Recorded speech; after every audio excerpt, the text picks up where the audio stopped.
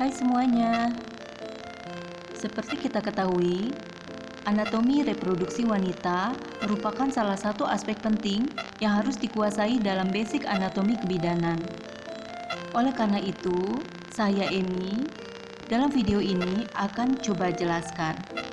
Yuk kita simak. Alat reproduksi wanita dibagi menjadi dua bagian. Yang pertama adalah genitalia eksterna yang lazim disebut dengan vulva, dan yang kedua adalah genitalia interna. Genitalia eksterna meliputi semua organ yang didapatkan antara os pubis, ramus inferior, dan perineum, yaitu mons veneris, labia mayora, labio minora, klitoris, vestibulum, himen, uretra, dan beberapa kelenjar lendir atau kelenjar Bartolini dan kelenjar Skene. Next, genitalia interna yang terdiri dari 4. Pertama adalah vagina, 2 uterus, 3 tuba fallopi, dan 4 ovarium. Vagina ialah saluran muskulomembranosa yang menghubungkan uterus dengan vulva, panjang sekitar 10 cm, dan pada dindingnya terdapat lipatan sirkuler yang disebut rugae.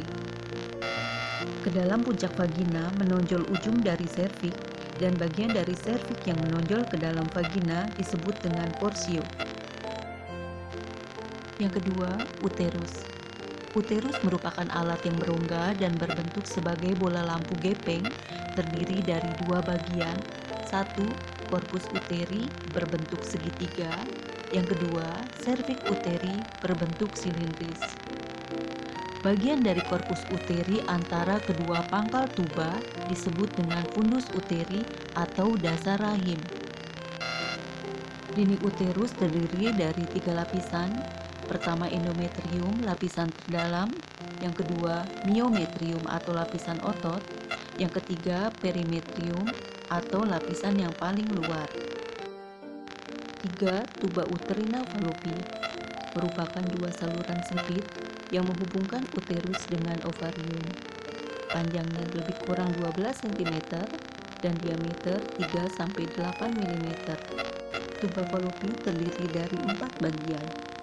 Pertama adalah pars interstitialis atau intramuralis, merupakan bagian tuba yang berjalan dalam dinding uterus.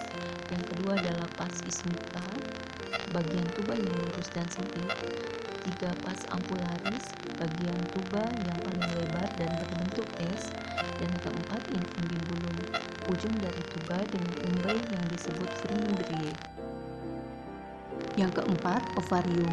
Ovarium ada 2, terletak pada kiri dan kanan uterus, dan ovarium ini terdiri dari 2 bagian. Bagian luar adalah korteks dan bagian dalam adalah medula.